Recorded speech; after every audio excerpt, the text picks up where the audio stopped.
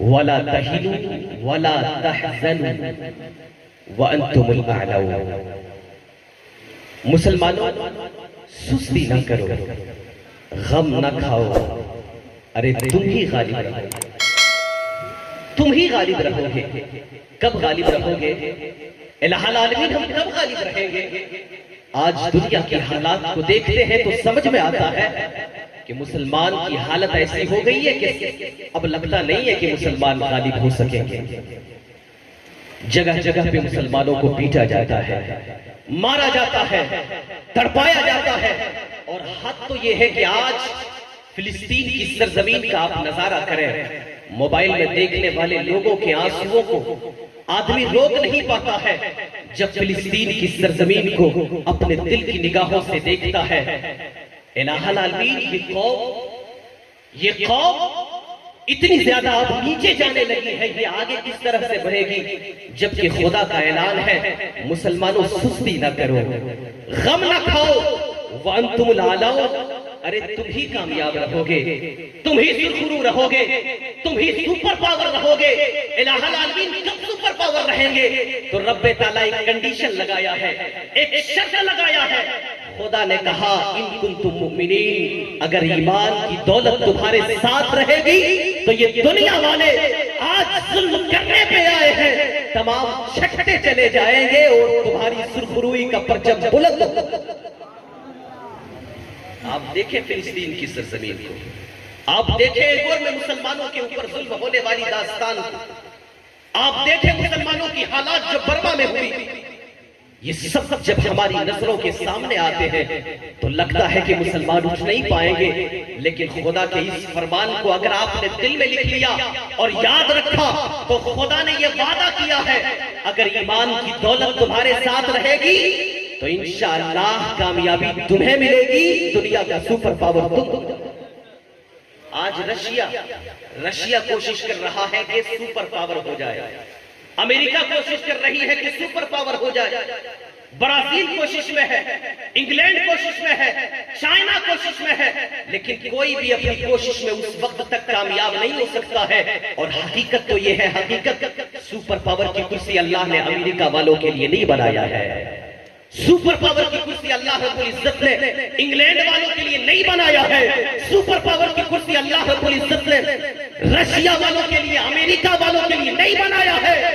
خدا نے کائنات کو پیدا کیا، اسی خالق نے کہا وَأَنْتُمُ الْأَعْلَوْنَ، ارے سپر پاور تم رہو گے۔ کرسی جو سپر پاور کی ہے وہ آج خالی ہے، اس لیے کہ یہ زمانے والے کوشش کر رہے ہیں اور جو سپر پاور بن کر کرسی میں بیٹھنے کے لائق ہے وہ آگے نہیں آ رہے ہیں۔ جس دن تم ایمان کی دولت کے ساتھ آگے بڑھو گے، آج کرسی خالی ہے، ایمان کی دولت کے ساتھ آگے بڑھو، پھر اس کرسی پہ اللہ تعالیٰ تمہیں بیٹھے۔ نہ گھبراؤ مسلمانوں، خدا کی شان باقی ہے، ابھی قرآن زندہ ہے، ابھی اسلام زندہ ہے، ابھی قرآن باقی ہے۔ اور یہ ظالم کیا سمجھتے ہیں جو ہر دم ظلم کرتے ہیں؟ ابھی تو کربلا کا آخری میدان باقی ہے، ابھی تو کربلا کا آخری میدان باقی ہے۔ اور میں یہاں ایک چیز اور میں بتاؤں کہ آج جب یہ حالات دیکھتے ہیں تو لگتا ہے کہ آج دشمنوں کی یہ کوشش ہے، لیکن یاد رکھنا یہ دشمنوں کی آج کی کوشش نہیں ہے۔ جب سے تمہاری ابتدا ہوئی ہے، جب سے مذہب اسلام آیا ہے، تب سے دشمنوں نے کوشش کیا ہے کہ مسلمانوں کو ختم کر دیا جائے، مسلمانوں کی تاریخ کو مٹا دی جائے۔ لیکن یاد رکھنا علامہ اقبال نے کہا تھا، علامہ اقبال نے زمانے کو جھنجھوڑتے ہوئے کہا تھا، علامہ نے کہا تھا کچھ بات ہے کہ ہستی مٹتی نہیں ہماری، کچھ بات ہے کہ ہستی مٹتی نہیں ہماری، صدیوں رہا ہے دشمن دورے زماں ہمارا، ہماری تاریخ مٹا نہیں سکتا ہے کوئی، ہمارے اندر خدا نے ایمان کی طاقت رکھی ہے، جب تک ایمان کی طاقت رہے گی ہمیں کوئی دنیا میں کبھی مٹا نہیں سکتا۔ آپ یاد کریں تاریخ کو، میرے نبی صلی اللہ علیہ وسلم کا زمانہ آج بھی ہے، لیکن جو ظاہری زمانہ میرے نبی جب دنیا میں تشریف لائے تو مسلسل دشمنوں نے کوشش کیا کہ اس دین کو ختم کر دیا جائے، اس دین کے عالم بردار کو ختم کر دیا جائے، اس دین کے پیغامبر کو ختم کر دیا جائے، اس دین کے لانے والے اس رسول ہاشمی کو ختم کر دیا جائے۔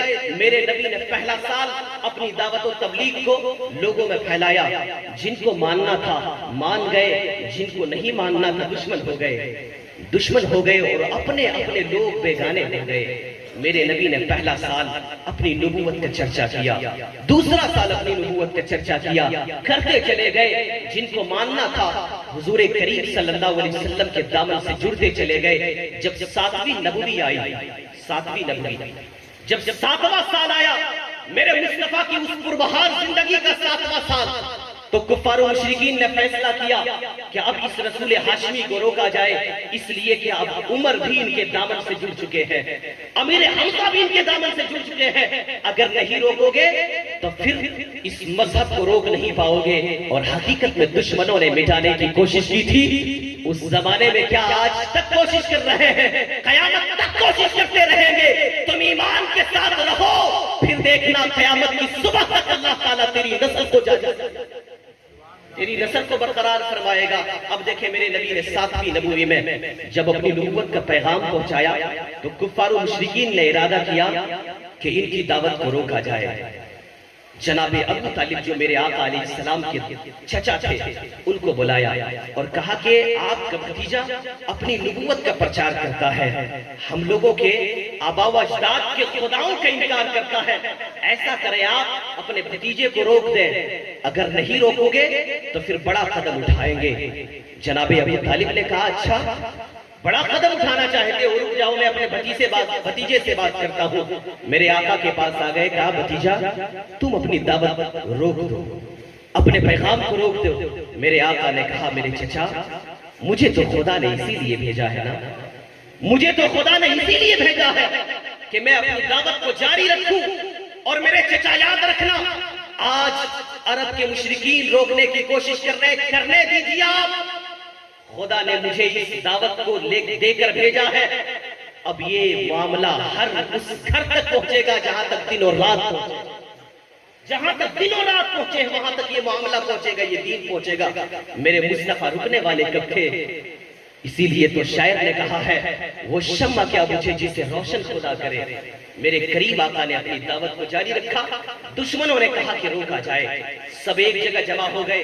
ذرا سنیں آپ، سب ایک جگہ جمع ہو گئے۔ جمع ہونے کے بعد دشمنوں نے یہ فیصلہ کیا جائے کہ محمد عربی کے تمام فالوور کے ساتھ بائیکاٹ کیا جائے، سوشلی بائیکاٹ کیا جائے، نہ ان سے کوئی شادی بیاہ کرے گا، نہ ان سے کوئی رشتہ داری رکھے گا، نہ ان سے کوئی کلام سلام مصافحہ کرے گا، نہ ان سے کوئی لین دین کرے گا۔